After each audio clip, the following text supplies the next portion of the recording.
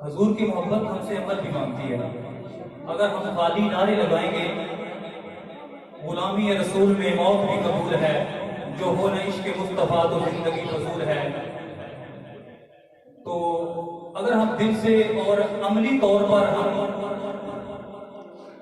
हजूर का जिक्र नहीं करेंगे या अमली तौर पर अपनी जिंदगी को हम हजूर की उस सुन्नत के मुताबिक नहीं डालेंगे तो हमारा ईमान जो है वो नाकिस है, कामिल नहीं है। इसके लिए मैं एक रवायत हजरत अब्दुल्ला इब्न रवाहा खुद फरमाते हैं, वो बयान करते हैं कि हजूर नबी करीम सैयद आलम सल्लल्लाहु अलैहि वसल्लम ने मुझे एक दिन कहा कि ऐ अब्दुल्ला इब्न रवाहा, फलां जंग पे फलां मुहिम पे चंद सहाबा को लेकर चले जाओ। उस दिन जुमे का दिन था। तो हजरत अब्दुल्ला इब्न रवाहा ने कहा कि क्यों ना जुमे का दिन है, मैं आज हजूर के पीछे नमाज जुमा पढ़ लूं। जंग पे जाऊंगा, पता नहीं शायद दोबारा कभी ये मौका मिले या ना मिले, मैं हजूर के पीछे क्यों ना जुमा पढ़ लूं।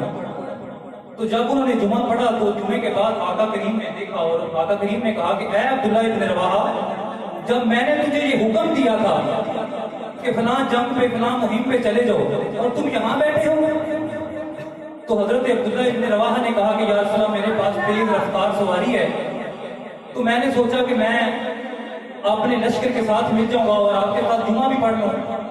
नमाज जुमा और वो भी हजूर के पीछे, ये कोई छोटी सा आदत नहीं थी। लेकिन सुनिए मेरे हजूर ने क्या इरशाद फरमाया। हजूर ने कहा कि ऐ अब्दुल्ला इब्न रवाहा, जमीनों आसमान की कूक में जितना सोना है तुम निकाल के खुदा की राह में खैरात कर दो। जो पहले चले गए तुम उनके अजर को नहीं पहुंच सकते। सुभान अल्लाह। हजूर की तबाह हजूर की जान है। मदीना का शहर है, हजूर एक गली से गुजर रहे हैं तो एक सहाबी ने एक मकान बनाया, गुंबदनुमा मकान। ये गुंबदनुमा मकान, ऊंचे ऊंचे महल आका करीम को पसंद नहीं थे। तो हजूर के चेहरे पे सिर्फ नागवारी आई। तो सहाबा ने जब उस अंसारी जवान को बताया कि हजूर के चेहरे पे हमने नागवारी देखी है, तो अगले दिन उस सहाबी ने कुदाल पकड़ी, उसने अपना मकान जमीन के बराबर कर दिया। उसने कहा कि जो मेरे रसूल को मेरा मकान पसंद नहीं, ये नहीं पसंद, ये हमें चाहिए नहीं, उसने जमीन के बराबर कर दिया। फिर अगला दिन आया तो हजूर उसी रास्ते से गुजरे। जब आका करीम गुजरे थे, हजूर ने कहा कि यहाँ मकान था, किधर गया? अर्ज की, हजूर गिरा दिया गया। कहा क्यों? कहा सुना था आपको पसंद नहीं। मैं और आप ये सोचें कि हमारा क्या कि अल्लाह और उसके रसूल को पसंद नहीं। जाहिर से लेकर बातन तक, शादी ब्याह से लेकर हकीके वलीमे तक, हमारी जिंदगी के एक एक अमूर पे हमें सोचना चाहिए कि हमारा क्या कि अल्लाह और उसके रसूल को पसंद नहीं। एक सहाबी बहरीन से आए तो मजलिस लगी हुई थी सहाबा की, तो उन्होंने कहा कि अस्सलाम वालेकुम। आका करीम ने उसके सलाम का जवाब ना दिया। वो बड़ा परेशान हुआ कि हजूर ने मेरे सलाम का जवाब नहीं दिया। वो बहुत परेशान हुआ। जब मजलिस बर्खास्त हुई तो उसने कहा कि या रसूल, मुझसे कौन सी गलती हो गई है कि आपने मेरे सलाम का जवाब नहीं दिया। हजूर ने उसकी उंगली की तरफ इशारा किया कि ये तेरी उंगली में आग का अंगारा है। उसने हाथ में सोने की मुट्ठी पहनी हुई थी।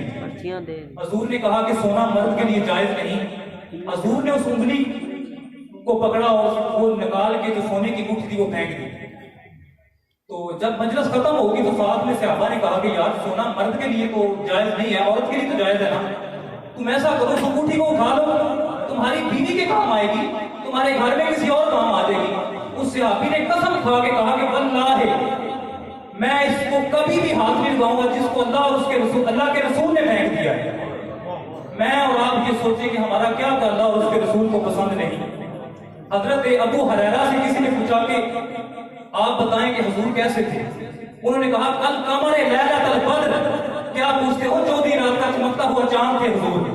फिर कहते हैं नहीं नहीं नहीं, हुजूर जैसा ना पहले देखा ना बाद में देखा। और हजरत हसन बिन साबित बोले